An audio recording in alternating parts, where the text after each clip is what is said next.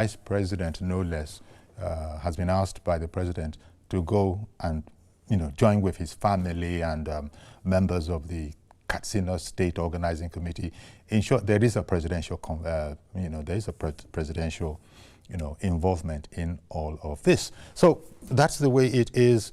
All things are set for President Muhammadu Buhari, the immediate past president of Nigeria, to be buried today in Daura, his hometown. And by the way, Dr. Sani Abdullahi Shinkafi is our guest this morning. He's a politician. He's an executive director of Patriots for Advancement of Peace and Social development. Good morning to you, sir. Alhaji Dr. Sani Abdullahi Shinkafi. Good morning, Chief. Thank you for having me in the program. Our pleasure, sir. But it's just your Larry. Thank you very much, sir. By the way, the man, President Buhari passed on. He wasn't exactly a spring chicken, at 82. I wanted to ask, did you have any personal interactions with the great man? Yeah, I have a personal interaction with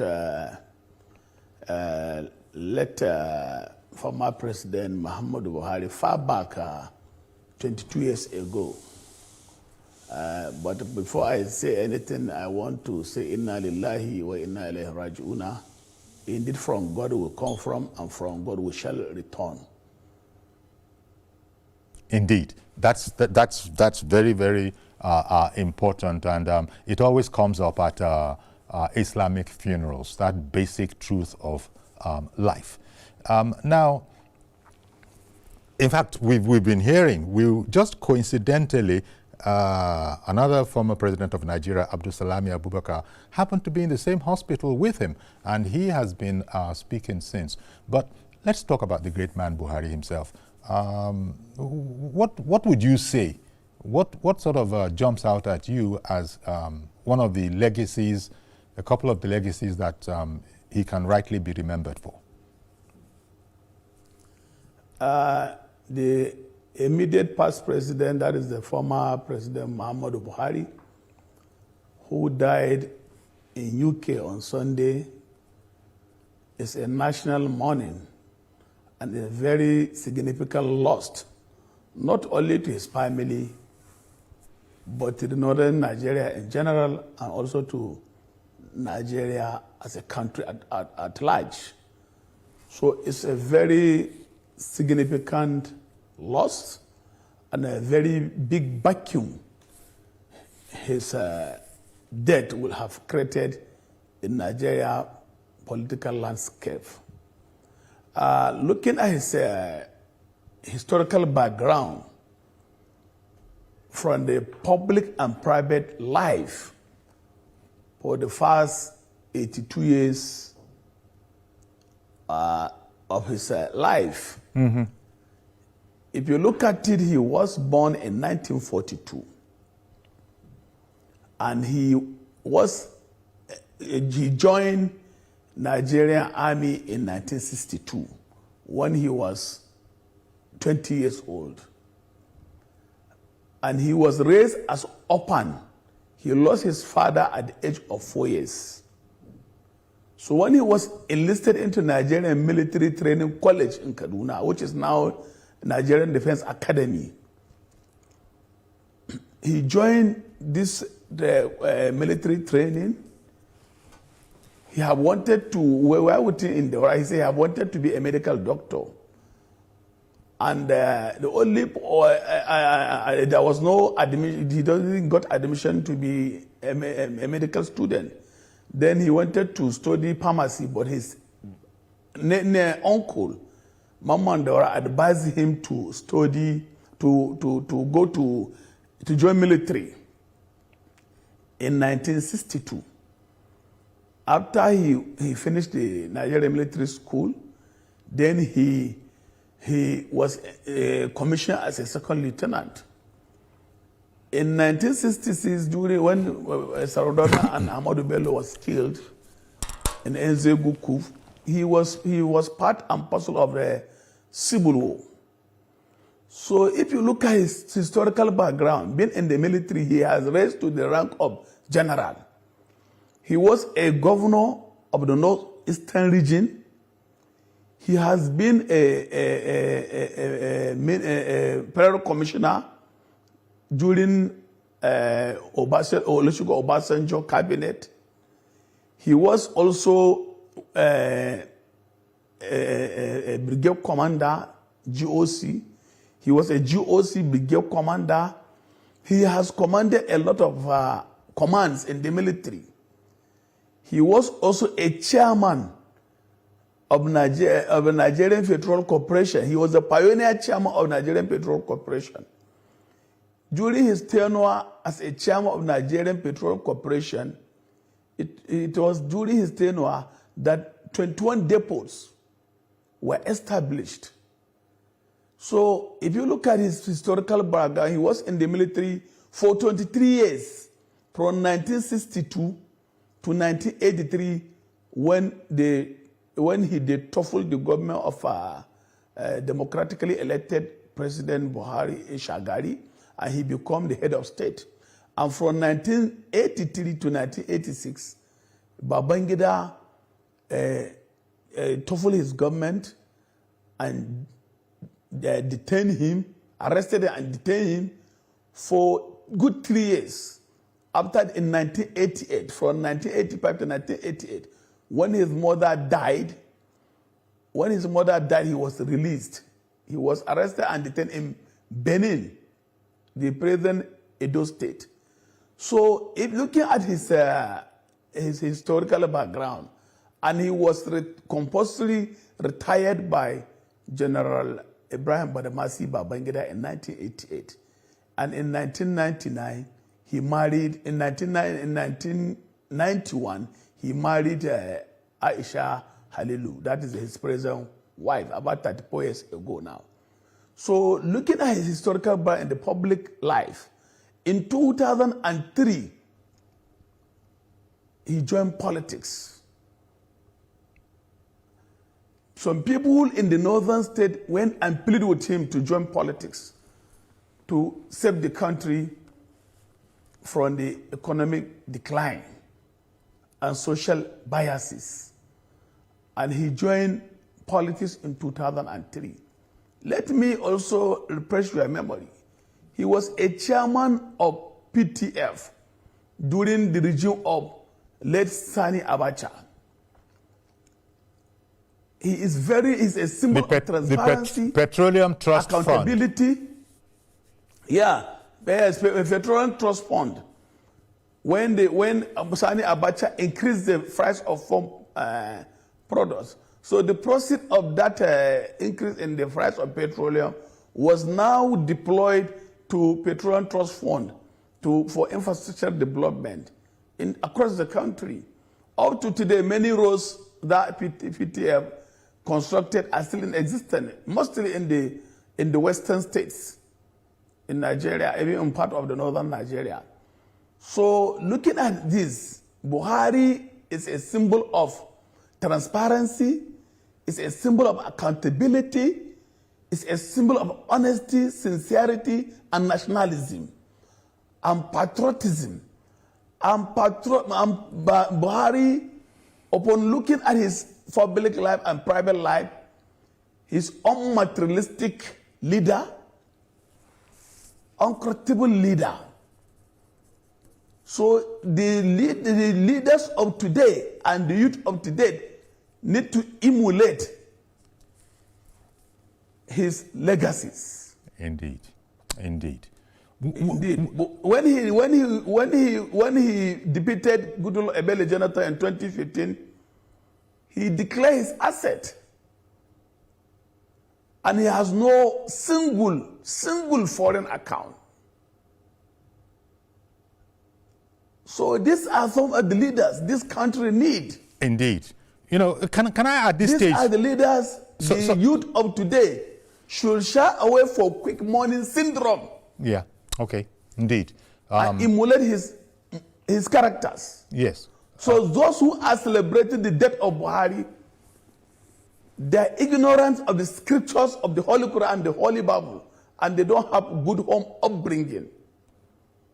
And every life must test death, and death is inevitable. Sooner or later, you will die. Indeed. Let me take this clip now from his long-term spokesperson, Garba Shehu, and then we'll come back immediately and continue our conversation.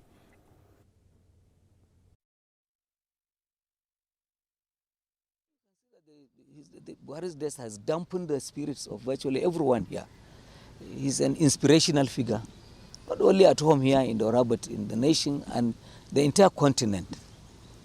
He led by example.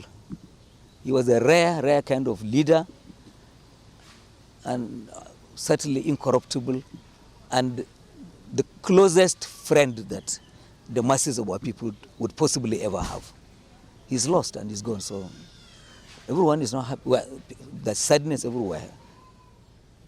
The simplicity of his life is a lesson for everyone. You can see that his...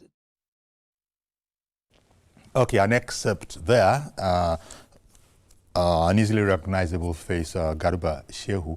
He was his spokesperson throughout the 8 years, not alone, but he was in there. And there he is speaking about the virtues of the man, some of which you have already mentioned. That's a main thing, because what a lot of people say is the fact that he's a very disciplined man. He was a very disciplined man. And people have made the point that Garba used the word just now, incorruptible. Well, at least he's been known to not be one of those. I don't know that he particularly cared for, the fineries of this world. He was an ascetic kind of a gentleman, very, very simple. That didn't seem to be his style. And so I think when you were talking about these are values that Nigerians need to imbibe, I wanted to ask you what you thought about his performance when on, because he came on and everybody knew about these virtues that you've been speaking about, that Garba Shehu was just speaking about. Everybody knows about those virtues. And so people expected much in terms of the fight against corruption. But having to do it through the rule of law, having to go through all democratic processes, do you think that sort of would have been a bit frustrating to a man? Let's face it, we all know that we have a challenge, we have a problem. But you cannot address that problem if you don't go through the rule of law. And oftentimes, therein lies the escape route. Do you think it would have been frustrating to him? Because I think the former president did speak about this aspect one or two times, that, look, what do you want me to do? We have to go through the law. Yeah, when former President Muhammadu Buhari came into power in 2015, he has made the country in a big state of economic decline, insecurity, decayed infrastructure, higher level of corruption, money laundering, stealing, diversion of public funds for personal enrichment. And even when he took over the mantle of the leadership, the state of the economy of the country is at the verge of collapse. Many public officers who held public offices, ministers, permanent secretaries, contractors, many even some religious leaders were indicted for diversion of public funds, using the money for campaign for the previous administration of Goodluck Ebele Jonathan. Many projects were abandoned. The government is owing a lot of contractors. Money are being stockpiled even in the soccer way, in the houses, in shops. So he made a very terrible economic situation, and which will take him many years to fix. So, and some of the ministers who work within the government of Buhari also, or who work within the corridor of the power, doesn't have the same lifestyle or discipline or uncorruptible manner like Buhari. So when you don't have good cabals or good kitchen cabinet, people who will help you to steer the ship of the leadership, then that leadership will not see the light of the day. So that was some of the difficulty and the challenges he faced Okay. when he was a president. Indeed. But still he has done a lot. In Yes. terms of the fight against corruption, when he took over the Northeast, there is a widespread of insecurity, Boko Haram, ISWAP, Ansaruddin in the North Central. He has did everything humanly possible to make sure that Boko Haram and other insecurity have been downgraded. But after the downgrading of the Boko Haram, then some on the Northwest, the issue of armed banditry, cattle stealing, kidnapping for ransom have just arose. So that was the major challenge. Did you just mention Ansaruddin? Some infrastructural development. Sorry, sir. Did you just mention Ansaruddin as well? Yeah, in the North Central, in Kogi, in Niger State, that is Ansaruddin terrorist. Okay. So these are some of the major challenges he faced when he was a president. And the fight against corruption, when he was fighting corruption, some corrupt officials are fighting his government also. So these are some of the challenges. Some of his government officials are now having case filed in the Economic Financial Crime Commission. Some are at ICPC, some are even in court.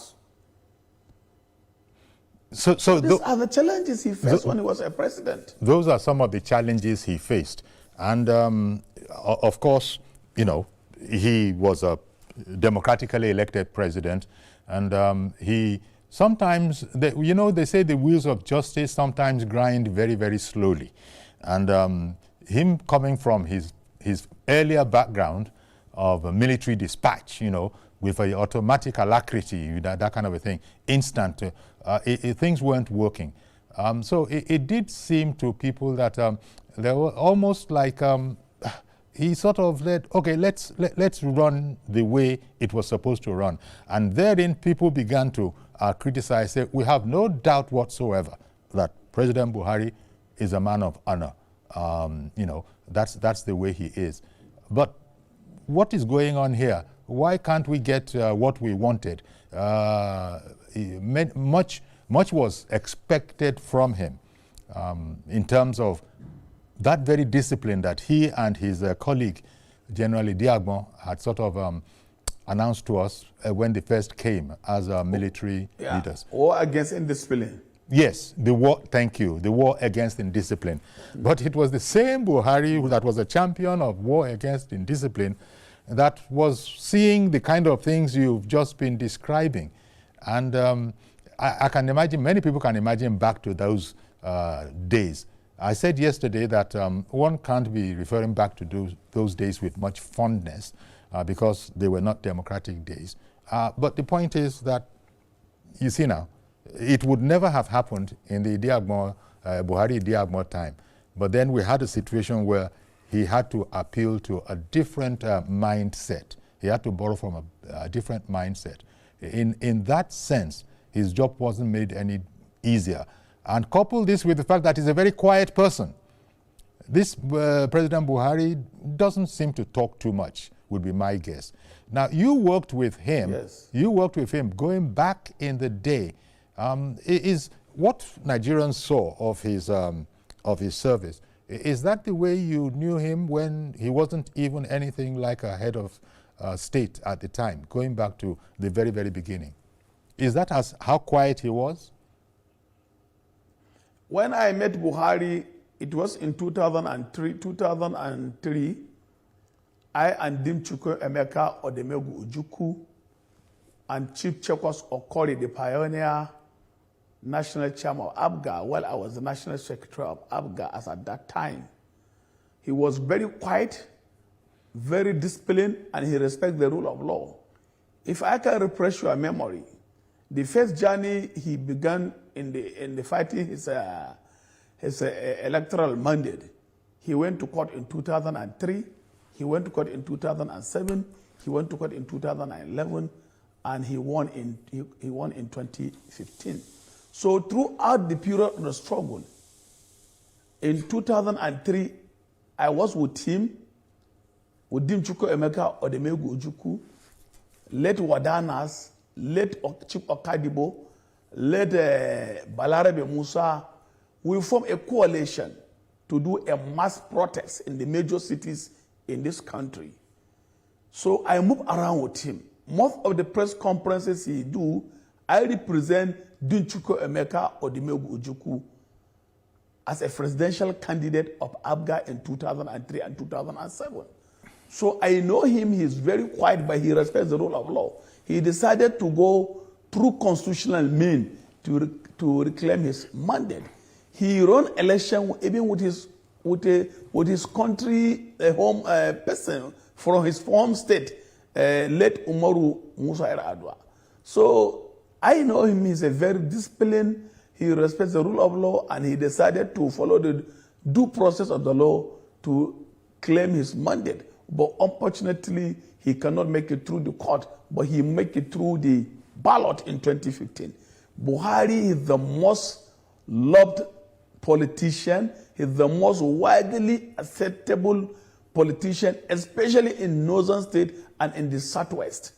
He was loved by people. He's one of the most popular politician.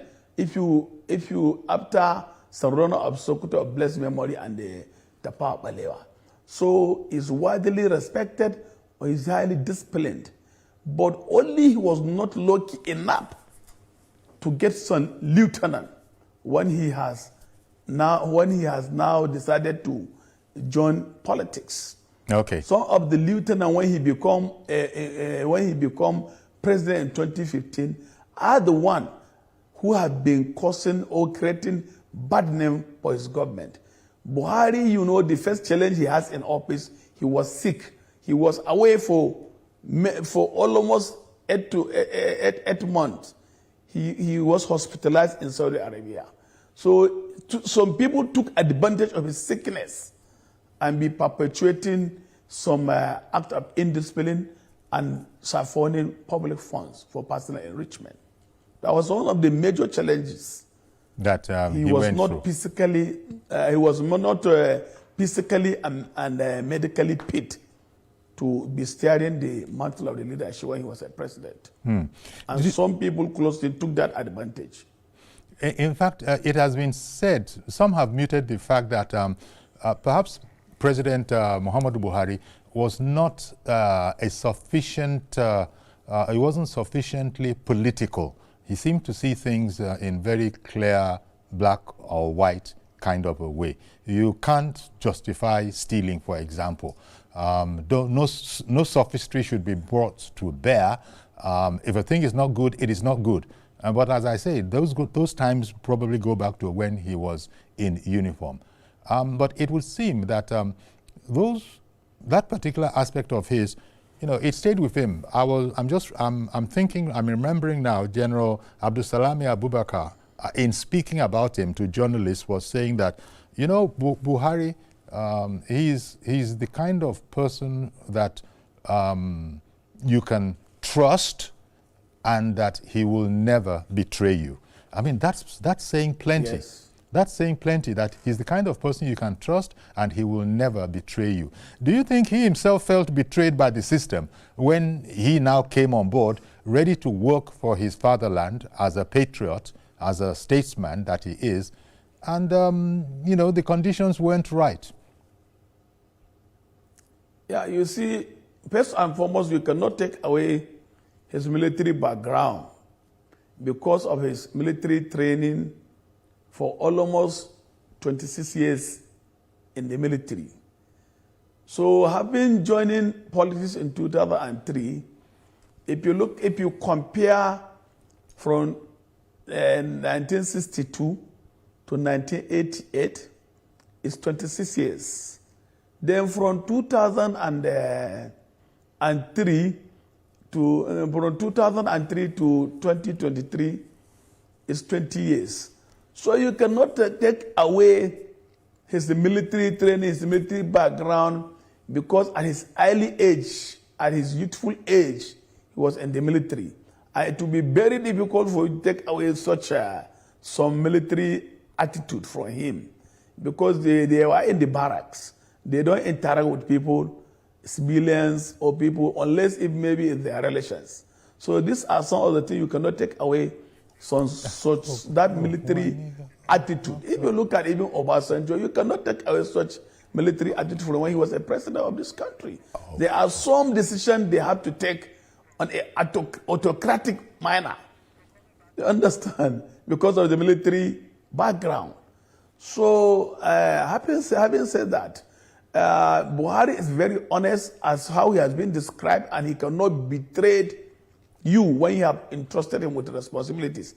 But some people close to him betrayed him and betrayed Nigerians when he was in power.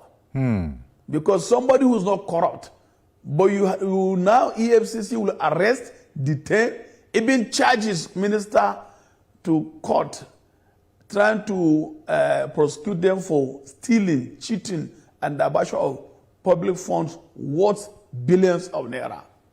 They mismanaged public funds. So it was not Buhari who betrayed Nigerian. It was those he entrusted with responsibility that betrayed Nigeria. Okay. Because if you go to his house in Daura, Buhari doesn't have a mansion.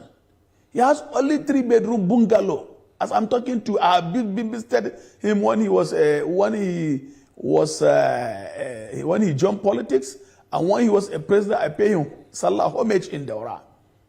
He has a very big space, but only 3-bedroom bungalow. Indeed. So he lived a simple life. Even his house in Kaduna is not as big as such. It's just a plantation you see there. Indeed. Well, you cannot see a foreign chair in Buhari sitting room or living room. All his furnitures are locally made. If you quantify his living room, all the furnitures in that living room are not up to 2 to 3 million naira. But you see a local government chairman buy a furniture of 30 million, 50 million furniture in his bedroom or his house. Okay. I'll tell you what, let's take a break now. Please, we'll be right back and we'll continue this conversation. I'll also include your calls from home. Stay with us, please.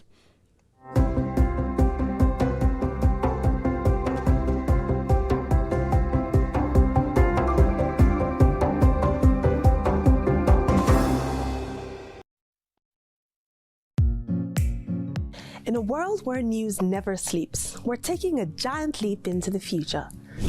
We at TVC Communications are proud to introduce a new era in news broadcasting. But first, let me introduce my special friend, Olamide AI.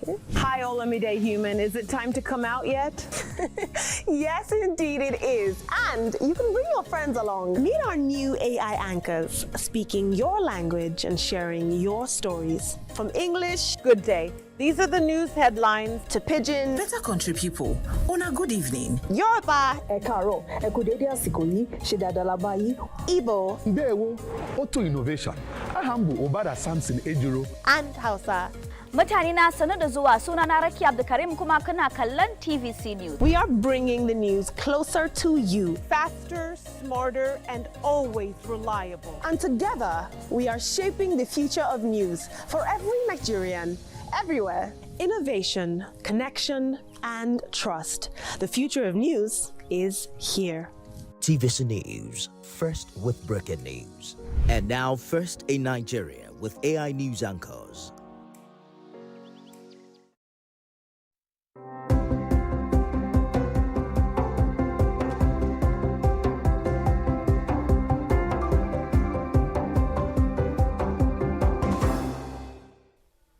Muhammadu Buhari was born on December 17, 1942 in Daura, Katsina State.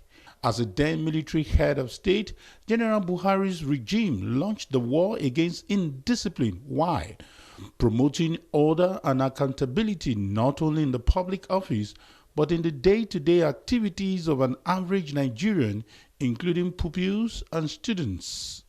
Many years later, General Buhari made many attempts to return to power as a democratic president, but failed at 3 different times in 2003, 2007, and 2011.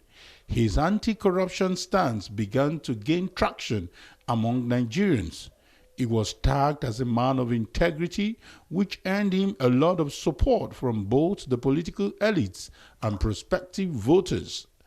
In 2015, General Buhari became the first opposition candidate to win the Nigerian presidency.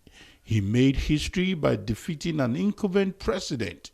Despite 3 initial losses in presidential elections, it consistently secured over 12 million votes in each contest except against Musa Yar'Adua, also from Katsina State. This reflected an extraordinary mass appeal and grassroots support.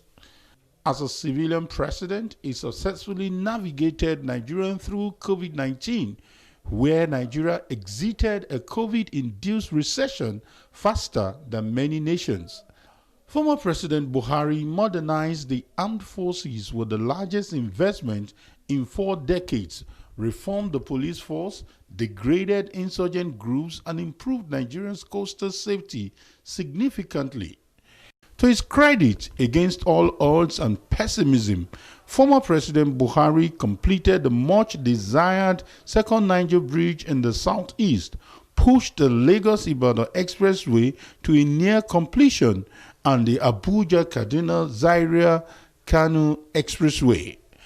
The Buhari administration also revived the country's railway system under its rail modernization program. Achievements include the completion of the Lagos-Ibadan standard gauge rail line with an 8.72 kilometers extension to the Lagos Port Complex, the completion and commissioning of the Abuja-Kaduna rail line in 2016, as well as the completion of the Itakpe-Warri standard gauge rail line in 2020, 33 years after construction began. After completing 2 terms, Buhari peacefully handed over to President Bola Tinubu in line with Nigeria's constitutional term limit. Muhammadu Buhari's legacy remains deeply debated. To some, he was a principled disciplinarian and anti-corruption crusader. To others, an authoritarian whose governance fell short of Nigerians' democratic aspirations. Kayode Ladende, TVC News, Lagos. Okay, so there you have it. Our guest is still Dr. Sani Abdullahi Shinkafi. He's Executive Director, Patriots for the Advancement of Peace and Social Development. Just to remind you that today has been set by the government. First of all, it's a public holiday. All flags are at half-mast, and it's scheduled that the former president will be buried in Daura today. Dr. Shinkafi, are you still with me? Oh, okay. Yes. Yeah, okay. I'm with you. Oh, okay.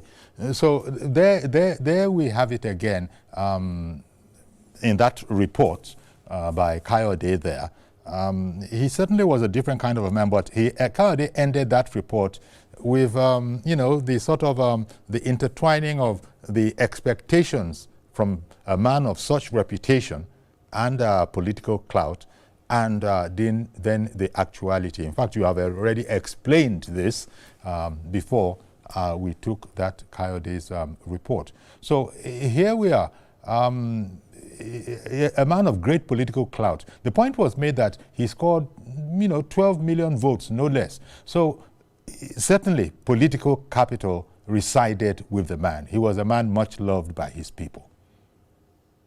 Yes.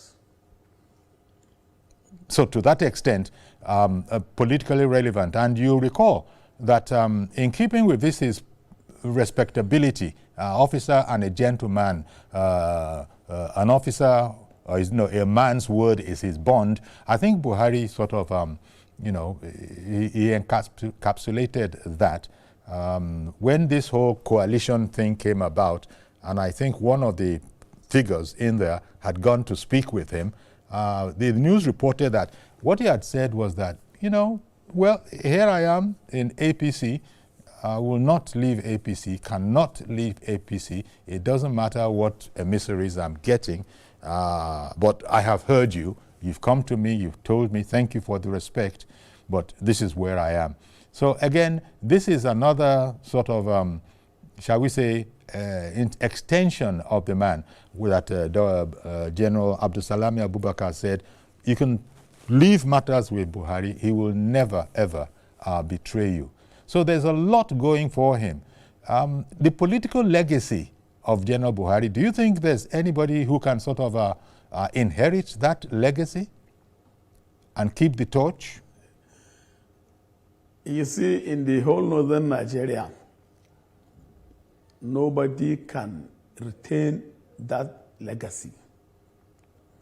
Looking at the historical background, how he contested election in 2003, 2011, 2003, 2007, 2011, and 2015, he maintained that popularity and the support from the masses. Masses knew that Buhari doesn't have money to share, doesn't have money to bribe INEC or to bribe any security agency or to buy votes, but still the downtrodden masses decided to support him up to 2015, while he defeated an incumbent sitting president in the history of Nigeria. Since the advent of democracy after independence in 1960 up to 1966, there was no any opposition party that defeated an incumbent president. Chief Obafemi Awolowo and late Zik Anande Azikwe and Waziri Ibrahim and Mala Aminu Kano contested with Shagari in 1979 and 1983. And Shagari defeated the hands down. So it is very difficult to defeat an incumbent.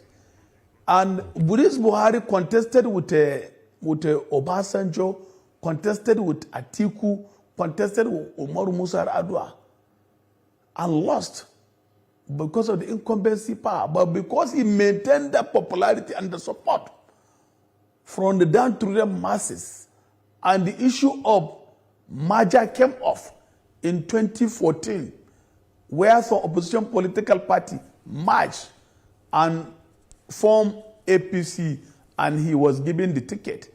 And let me also remind you, even at the primaries in Lagos, Konkoso contested that primaries with him.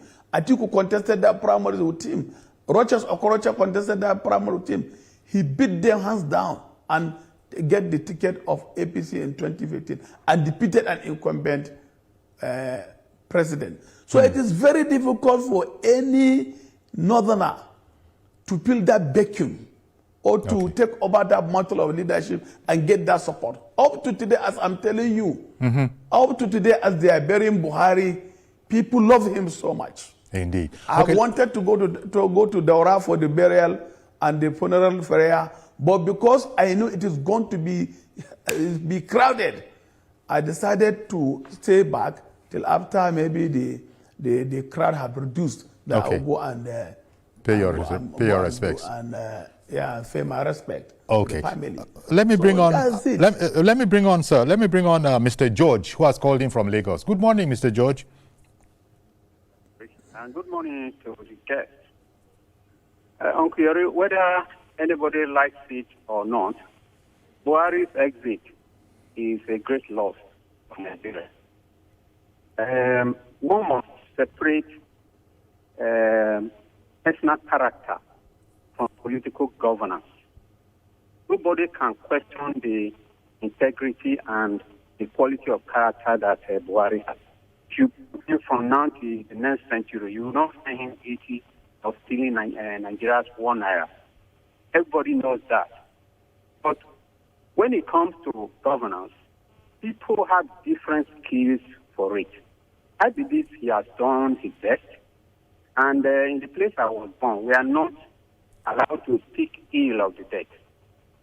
You have to acknowledge the much he was able to achieve instead of condemning and mocking his character.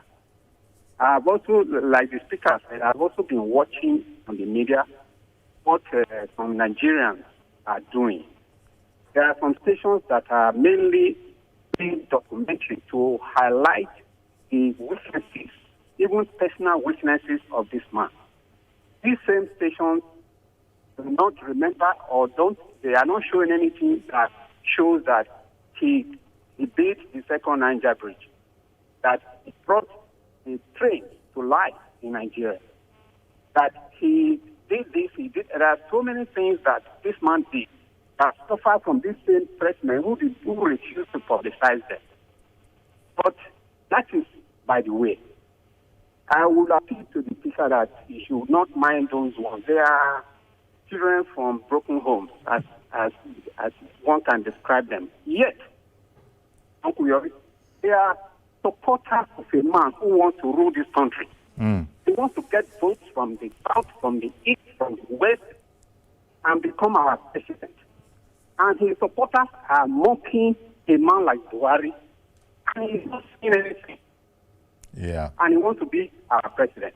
Okay, Uncle Yori, let's just forget that one. Yes. There's something that struck me about the event that happened last Sunday, Uncle Yori. 2 prominent Nigerians passed on the same day. And when I took a closer look at it, I saw that the 2 of them had some common traits. Oh, yes. Of personal integrity. Yes. There are 2 traditional rulers in this country that have earned my respect. It is that Oba Sikiru Adetono, the Awujale of Ijebuland, and the Oba of Benin, the father of the current one. They are the only 2 traditional rulers I know in this country who do not tolerate nonsense. Politicians, politicians will go to them, they will tell them, go and meet the people and show them your scorecard. I remember Obadetono in particular was the only traditional ruler that refused to take dollars that they brought to Lagos and call the Odioba to come and share because of election. Man said, no, I don't need that kind of money. And he has been there for over 6 decades. Yes. The longest serving monarch that I know. Look at the things that are happening in that state up to the recent Ojo de Oba festival. That Indeed. has become something international now. That is his work. Leadership for you. Look at the way and manner that the tradition is being upheld and upgraded. That is the way kings should behave. The same thing you can trace to General Buhari. He has not, my little bungalow is better than his own. Me, a common laborer who is not known anywhere. Somebody that has seen money, trillions, he will not touch a kobo. You think it takes a greatness to do that? Indeed. We owe thank you, Mr. George. Our appreciation to these 2 Indeed. men, and those who are abusing them, we leave them to the justice of the Almighty. Indeed. Thank you. Thank you very much, Mr. George. A rare breed. Dr. Shinkafi, as you were hearing there, it has come up that Oba Sikiru Adetono, the Awujale of Ijebuland, also within 4 hours. Rest in peace. Yes, within 4 hours of hearing of the passing of President Buhari, his passing was also announced, making it a sort of a double jeopardy almost for the country. So, I don't know. Their soul rest in peace. Indeed, may their soul rest in peace. People that were misbehaving, that's the only way to put it. Because generally speaking in Nigeria, we don't speak ill of the dead. And so the point was made in there that, well, in this day and age of freedom of expression, every man to his own. We just leave it like that. But whoever is in Daura today, and we certainly will be showing you those pictures. In fact, right now they can be in and out of those pictures. You'll see the esteem in which the man was held. He was a statesman. He did his best. There you can see like an advanced team of people who are just waiting for the event. The body of the late late former president is being expected. And as you just heard our guest say, he is worried, he was a bit concerned that it was going to be a jam-packed event. And so he might go later and pay his respects later. So any way you look at it, Buhari was a man of the people. You could say the people were frustrated later on, but oftentimes we hear that you don't know all that they know. You were speaking about the disappointment he had when he came into office and saw the lie of the ground, that what is this? So, you know, people were complaining at the time that before he could get his cabinet together, it was almost 6 months. But apparently we now understand that I think it was Lai Mohammed, his Minister of Information, who was saying that the pigsty had to be cleared out. And that was much, much more than anybody would have expected. So a word is enough for the wise. You see the situation under which he was working. But he gave of his best. He did his best. And he's a man who has been respected. Yeah, he did his best. You know, and that report by our own Kayode there, it did highlight a number of things, as George said, that people don't often talk about. All the things, look at the train, look at the bridges, you know, look at even the military, you know, sort of enhancing the military and all of that. The man did his best. And here we are, Nigerians are going to pay him many military commands were established across the country. And his achievement is visible across the country. If you go to the southeast, you will see this Souk project. Yes. It was part of the Buhari achievement. And since 1983, many politicians have been campaigning with the second Niger bridge, and nobody fulfilled or actualized that campaign promise. It was only Buhari who has awarded the contract, commissioned it. So it is. If you look at also the Abuja, Kaduna, Zaria, Sokoto dual carriage is also part of his achievement. And also the issue of railway, he brought it to the moonlight. So there are a lot of projects which have been even, you know, government is continuum. So this government, administration of Bola Ahmed Tinubu, is even executing part of Buhari blueprints. So he have achieved so much in office. And the government is continuum, and it's a dancing stage. When you do your own turn, somebody will do his own turn. You cannot say that a human is 100% perfect. So we're imperfect. And in accordance with the Islamic injunction, once a person died, all his activities have been closed. All his chapters must be closed. As I said earlier, those who have been saying bad about Buhari are not disciplined. They have poor home upbringing, and they are not conversant, or they are ignorant of the scriptures of the Holy Quran and the Holy Bible. Because that is a transition. That is a resurrection. That is the day of judgment. So people have to look at it. And God has a way of forgiving. Indeed. Or having a mercy upon his fellow, his believer. You know, we are created by God, and God also is he can be merciful to anyone he wishes. Indeed. So in Arabic, God is Ghafurur ar-Rahim. Okay. Yeah. All right. Well, God is forgiving and merciful. Indeed. In fact, and people have been praying in line with the Muslim expression, may God, forgive him his errors and erroneous behavior, like every human being. Only God is perfect. And so it is assumed that no matter how that is the essence of the funeral prayer, and also the mourning. Yes. So during the funeral prayer, people will be praying for forgiveness of the deceased, and also pray for the family he left behind, for the difficulty they are having in the trial moment. Yeah. So also the mourning also is part of the prayers. People will go and be offering prayers, offering support to commiserate with the family of the loved ones he left behind. Okay, we've got to leave it. We've got to leave it here because we're going to stay on it. This is Daura that you're seeing right now.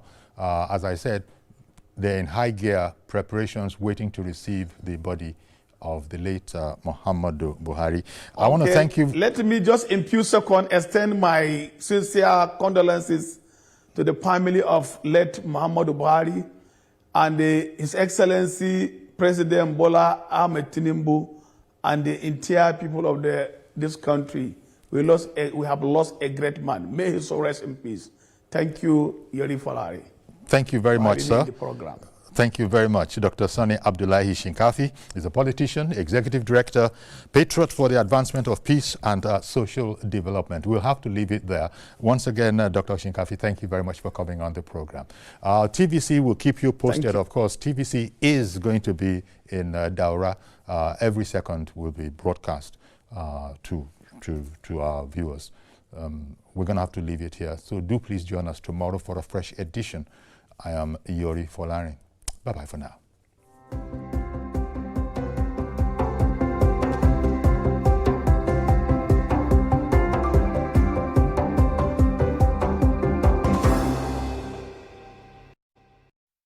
My name is Adewi Ahmed. I'm an information security professional.